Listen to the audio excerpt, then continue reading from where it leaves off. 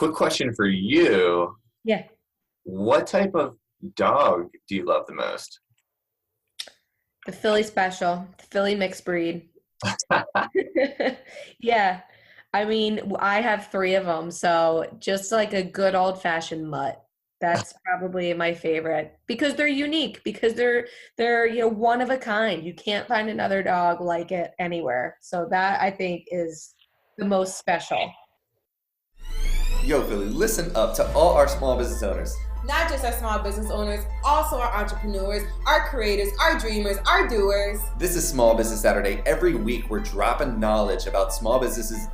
Man, you know what? Just listen to the podcast. But we try to do a cool intro. But however, we promise the podcast, we will be dropping gems, we will be dropping knowledge, we will be dropping the tools you need to succeed in your small business. All right, so every week, every Saturday, stay tuned with Small Business Saturday. Let's get it. I put on for my city, home for my city. I put on for my city, home for my city. All right, everyone. This week on Small Business Saturday, we have Samantha Holbrook, and she is the president of Citizens for No Kill Philadelphia, a Philadelphia-based animal welfare advocacy organization. Sam has been involved in the animal welfare world since 2008, when she joined the ranks of Philadelphia's shelter volunteers at ACCT, PSPACT, or PSPCA, and Paws. She has since also been an active foster parent, taking on roles of fostering dogs, cats, kittens, and even puppies. She graduated from Penn State. Okay, let's go State. Same university.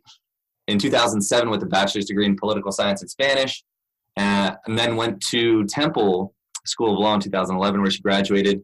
And she actually interned for the Humane Society of the United States and was president of the Student Animal Legal Defense Fund. And now she serves on the board of citizens for a No Kill Philadelphia's rescue subsidiary, City of Elderly Love, a foster-based rescue organization that focuses on senior pets.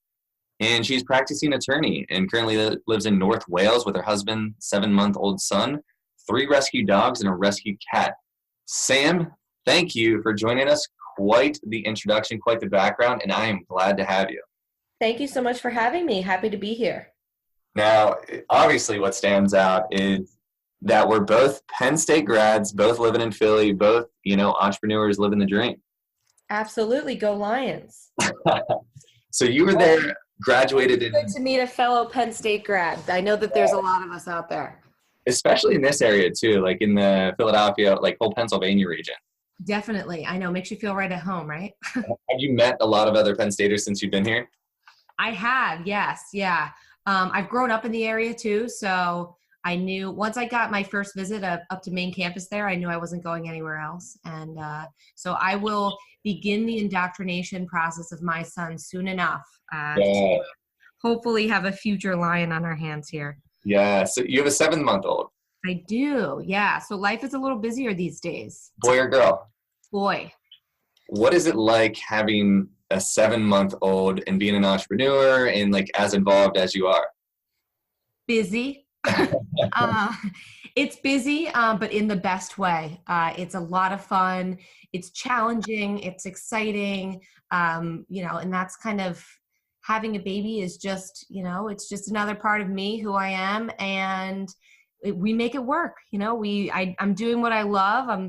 I'm momming. I am, running the Citizens for No Kill Philadelphia alongside a board of incredibly dedicated women, who are also other working moms. I am a practicing attorney, so life is busy, but it's good. We're making it happen. Now, being a mom, do you have any days off? Nope. Not anymore. Not in the past 7 months. And so I know you were telling me earlier you used to live in the city and then you recently moved out to North Wales.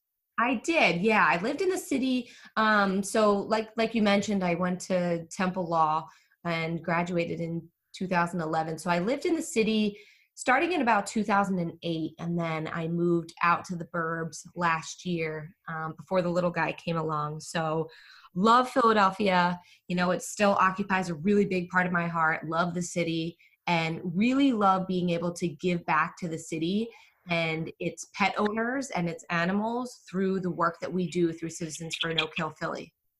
What area, this is like me being curious right now, what area of the city do you think is most populated by like pet owners, like, owners who have pets? That's tough.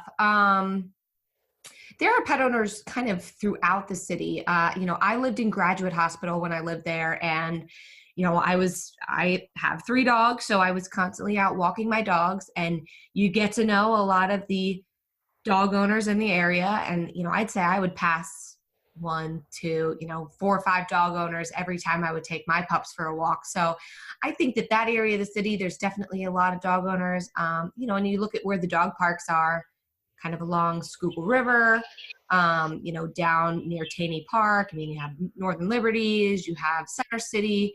I mean, there are dog owners all over the place in Philly. We are a very dog-friendly city and cat-friendly city. We have a lot of cat owners in Philly, too. All right. So I actually have 2 roommates. We're all in our late 20s. I like to think I'm too busy to have a pet because I can barely take care of myself, I feel like sometimes. But my roommates, Jen has a dog and John has a cat. So we have a full house. Well, that's probably the best form of pet ownership is through your roommates, because you get to, have all the joys of pet ownership, maybe without any of the hardships of, actually paying for those vet bills or having to drive to and from vet appointments and stuff like that. But I reap all the benefits. Exactly.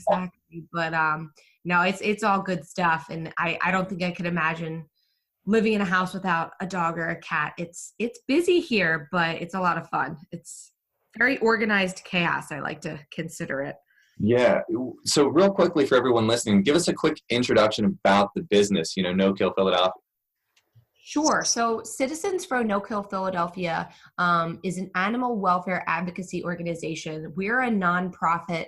We're comprised of pet owners, taxpayers who really want to work together, work with pet owners and elected officials in Philadelphia, and work towards making Philadelphia a no-kill city. And what that means is that, no kill means that no healthy and treatable animal is euthanized in the city in shelters for space or overpopulation. So it's, we've made considerable strides in Philadelphia as a city in the last decade and in more recent years. And I'm sure we'll get into the finer details of that as we talk, but we can do it. I mean, Philadelphia as a city, we can definitely do it. We can get there. We can get to no kill status. Right now the save rate in the city shelter is, I think it's upwards of 85%, which is pretty darn good for a city of this size, especially when you consider the number of animals that are coming into the city shelter every year. So CNKP is really working to change that, working to increase those life-saving efforts, increase those save rates, and also decrease the number of animals coming into the city shelter every year. And how, what's the background of how and when it started? Sure. So CNKP was founded in 2009. At that time in Philadelphia, the animal control shelter was a rather dismal place for a pet to end up. I don't know if you're familiar with the shelter nowadays, but they have a thriving rescue program, a great volunteer program. It's open to the public. The members of the public can go, they can adopt dogs, cats 7 days a week. It's great. They're doing considerably better. Back in 2009, there was just a lot of room for improvement, and a group of very concerned citizens banded together and, wanted to make sure that the animals' voices were heard, wanted to make sure that elected officials in Philadelphia knew that, hey, listen, we're pet owners, we're taxpayers, and we care. We care about what's happening to these animals in the city shelter, and we want to make a difference. And so that's why Citizens for No Kill Philadelphia was founded. Have you combined efforts or worked with any other organizations? Like, who do you guys typically partner with? Sure. So we work with a whole bunch of animal welfare organizations, shelters, rescue groups in Philadelphia, Animal Control, ACT Philly, obviously, a huge partner of ours. PAWS, the Philadelphia Animal Welfare Society, another great partner. Pennsylvania SPCA, another huge partner of ours. We work with a bunch of local rescue groups. There are countless ones throughout the city. Some of them are brick and mortar buildings. Some of them are foster based, which means that they kind of operate out of a network of foster homes. So we will work with anybody and everybody who shares in our mission of making Philadelphia a no-kill city. And oftentimes that means, working alongside elected officials too, to just make sure that they know that these issues are important to their constituents, and that we care and we want to see a change. And what's primarily your role there? Like, what do you usually do? Sure. So my role as the board president, like I said, I work alongside some really amazing members of our board of directors, and we collectively form, implement, carry out, the programs of Citizens for No Kill Philly. So I touched on it briefly, but really what we're aimed to do in sort of moving Philadelphia towards a no-kill city is tackling the problem from both ends. The problem being euthanasia in city shelters. So what we want to do is we want to work on the front end with pet owners in Philadelphia to ensure that they have access to the resources that they need. They're properly educated. They have resources to help them keep their pets with them in their homes to avoid surrender to the shelter. But then we also work on the back end for those animals that are already in the shelter. We have our signature event is With Love Super Adoption Day. It's a huge adoption event that we host every year. For the past several years, we've been down in Northern Liberties, down at Schmitz Commons, and we just take over the piazza for the day with a bunch of shelters, rescue groups, to give organizations a unique place to showcase adoptable animals, really celebrate the joys of adopting, promote adoption, promote rescue, promote foster homes, do everything that we can to get the word out, to get these animals out of the shelter and into safe, loving homes. Wait, when is that? I think I've seen that. You probably have seen that. Yeah. So the past few years, we've been having it in September. We are in the process now of planning this year's event. Not sure yet where it will be, but stay tuned, and we will definitely be posting details as they unfold. Now, obviously, are there a lot of animals at the event? Yes, there are. We have dogs, cats, puppies, kittens. We've had pigs. We had pigs the past few years, and they were painting pictures, and it was amazing. We also have a bunch of, non-animal organizations there. So people selling dog collars, leashes, human clothing, dog treats. So we have a bunch of different things there. It's really an event that's very family friendly. It's an exciting day, even if you don't think that you want to adopt, but you just want to come out and, pet some loving shelter pets. It's really fun for the whole family. Do you guys work with the Morris Animal Refuge at all? We do. Yeah, we do work with Morris, and they have attended our With Love Super Adoption Day as a rescue organization for the past several years. We actually did a Small Business Saturday video on them back over the summer. It was really good. Great. They've got a great program going too, so I'm glad you guys work together. Yes, we do. We do. Yeah, I mean, Philadelphia's animal welfare scene is a pretty close-knit group of organizations in that at some point in time, everybody kind of works with everyone else, or at least tries to, they're at least familiar with, aware of, kind of trying to complement one another. Because really we're all working towards the common goal of saving lives. And so that's why, we really are better and more effective and more efficient when we all work together. Absolutely. What would you say some of the biggest challenges you guys are facing is? Is it more around financing, or is it more just getting the word out? Yeah, so funding is certainly a challenge. We're a smaller nonprofit. We rely predominantly on donations from the public, grant money, and so we're not funded by the city. Yeah, so we have to kind of rely on the donations coming in the door to keep us going. So that's obviously a challenge. Getting the word out is a challenge as well. But we've been doing, I'd say, a pretty good job of trying to network and do community outreach and really just let pet owners know that we're here. We're here. We want to help. Our slogan, for our community pet help desk is we get by with a little help from our friends. Everybody kind of needs a little help from time to time. And so we want pet owners to know that, if we can help in any way, we're here, we can do it. And we want to have a presence. And is your staff, is it mostly like volunteer basis? Most of our staff is volunteer based. However, we do currently have 2 paid employees that operate our community help desk out of a satellite office that is housed inside animal control in Philadelphia.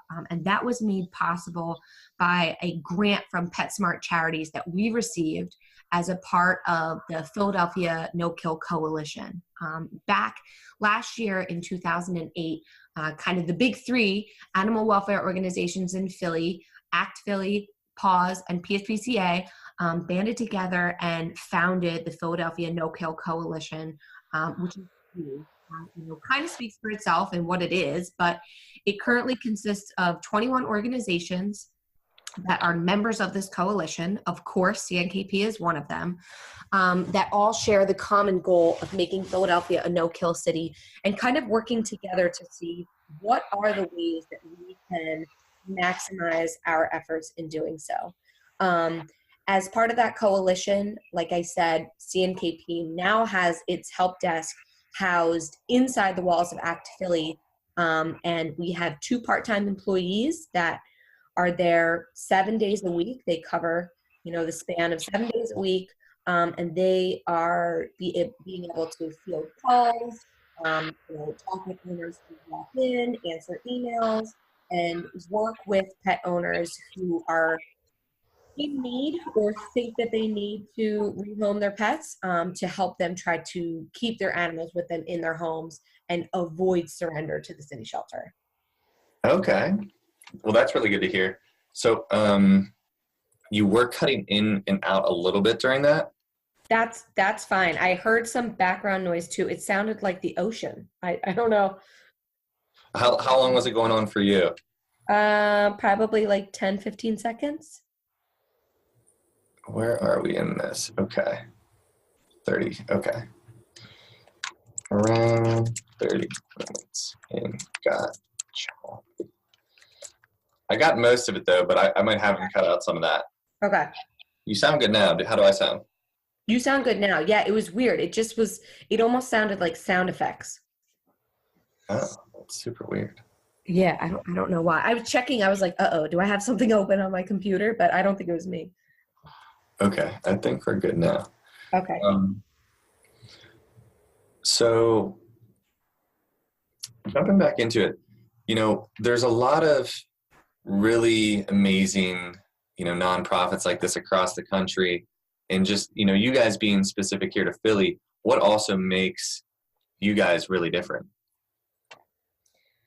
I think what makes us different is the type of programs that we are running here in Philadelphia.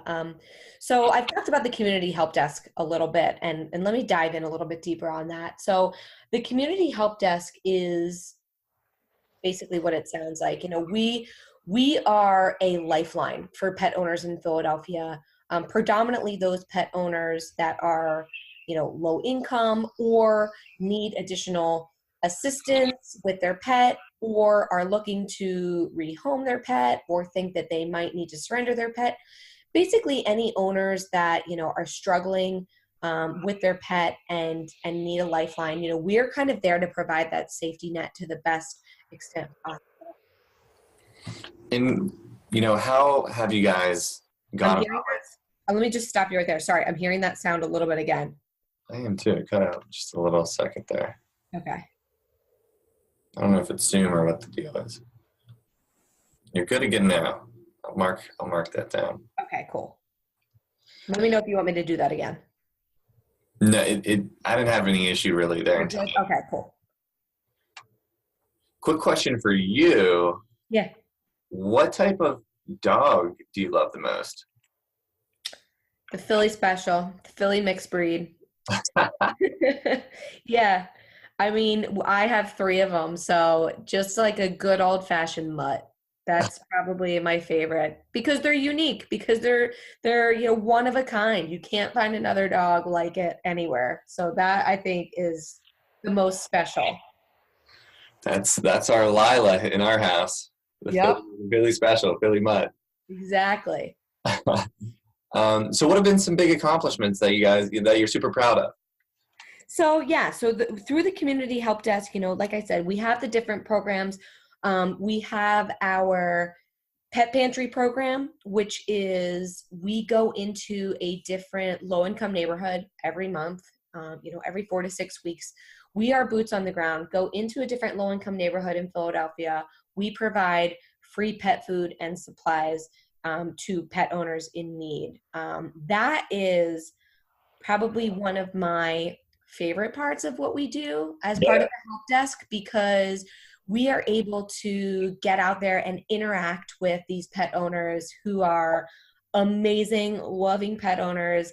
Maybe some of them have just fallen on hard times, might be struggling financially, and we're able to provide them with food and supplies that they desperately need and help keep those pets and their families together. And that's definitely one of my favorite things that we do. And to date, so our pet pantry has been in existence since October of 2013 was when we kicked it off. To date, we've distributed over 64,000 pounds of pet food, feeding about 6,180 pets and assisting around 2,100 families. So that's pretty darn awesome.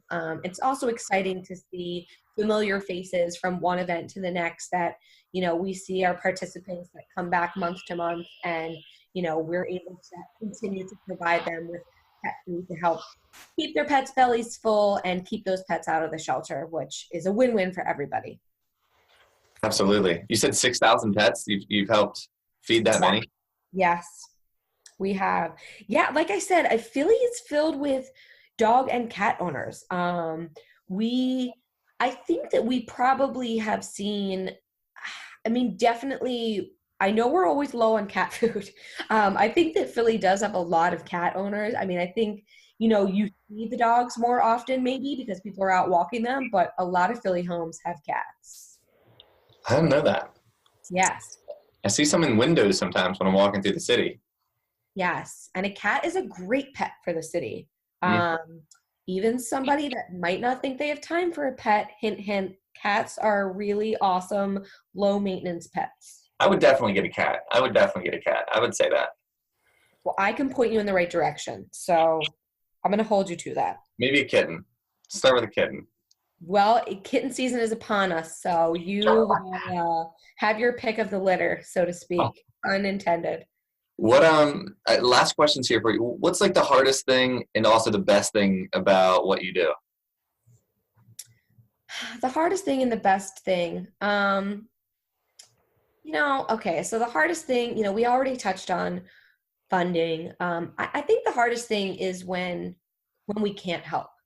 When a situation may be too big, or out of our reach, or there's a medical need that, we aren't able to provide a referral for or coverage for, or there's a situation where a pet owner is desperate and, they need somewhere for their pet to go immediately. And we don't have an open foster home or a boarding facility. And then that owner has to surrender their pet to the shelter. That's really challenging because, for a lot of these owners that ultimately do end up surrendering their pets, it's not their first choice. It's not what they want to be doing, and they really feel forced into doing it. So I think that that's a hard part about what we do, is kind of seeing those situations where we can't help. And then on the flip side, the best part about what we do is being able to step in and help and say, you don't have to surrender your pet to the shelter. We can give you dog food, and help you keep your pet.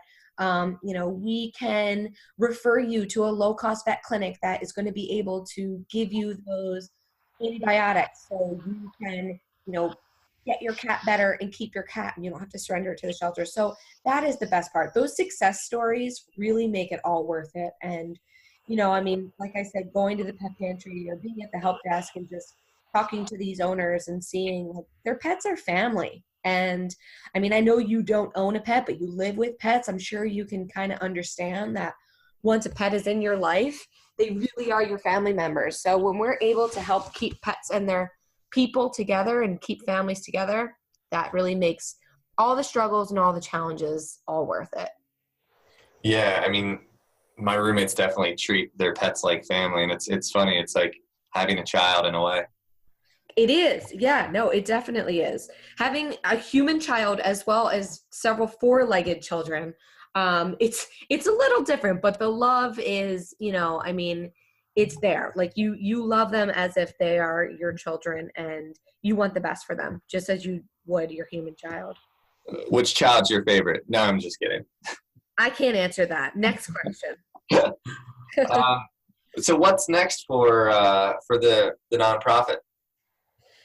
So, we want to continue doing what we're doing, and we just want to make more of an impact. We want to be able to see our programs grow. We want to be able to grow the help desk, help more families, help more pets in need, prevent more surrenders, and just really see those numbers just keep going up and up. Yeah. And for everyone listening, where can we find more information? Where can we find you online and social media and all that? Sure. So we have a pretty big social media presence. You can find us on Facebook. We are Citizens for a No-Kill Philadelphia. You can find us, our website is www.phillynokill.org. We are also on Twitter, Philly No-Kill, and on Instagram, Philly No-Kill. And we try to do social media posts, at least one a day. So be sure to like us, follow us, and get involved. We're always looking for volunteers. Awesome. Sam, thank you so much. This was an absolute pleasure. It's always good to hear someone from like a similar background, us both having gone to Penn State and, moving into Philly, helping the city, helping other people, helping animals too, in your case. So it's just great to hear that. Definitely. Do you have any other questions? Do you have any questions for me about like marketing or anything business related that I might be able to answer for you, or, anything you want to leave the viewers and listeners with? Just to, get involved. I really started, my involvement in animal welfare in 2008 kind of happened by chance, so to speak. I was an animal lover growing up, and, had always had a passion for animals, a passion for working with animals, but I ended up in the city shelter in 2008 because my boyfriend, now husband's roommate at the time, his dog got out of the house and was lost. We were scouring the city looking for the dog, ended up at ACT Philly, and, we're looking for this lost dog. And I was like, oh my gosh, I never knew this place existed.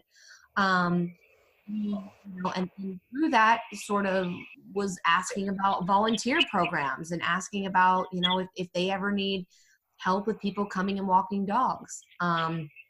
As an aside, his roommate's dog was totally fine. He was hanging out next door the whole time. But that's besides the point. But it sort of encouraged me to seek out those opportunities to donate more of my time and to give back. I went to Temple Law School, I was kind of right up the street, and I would go walk dogs at ACT Philly in between classes, or at the end of the day, if I got out of class early, I'd go walk dogs, kind of giving up some of my free time to walk a shelter dog or cuddle a shelter cat, and, makes a world of difference for that animal.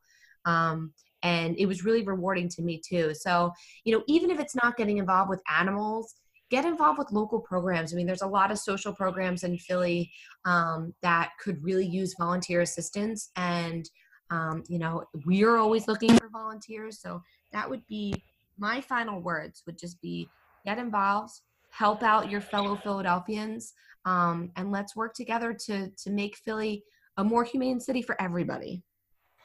Well said. I mean, there's a lot of people that say they're not people persons, or, they don't get along with people really well, but you can still get along with animals at the end of the day. Exactly. So there you have it. Get involved, help others, help animals, help the city. Samantha, thank you so much. This went really well, and I appreciate your time, and we'll make sure to share this and get the word out for you. Sounds great. Thanks so much for having me.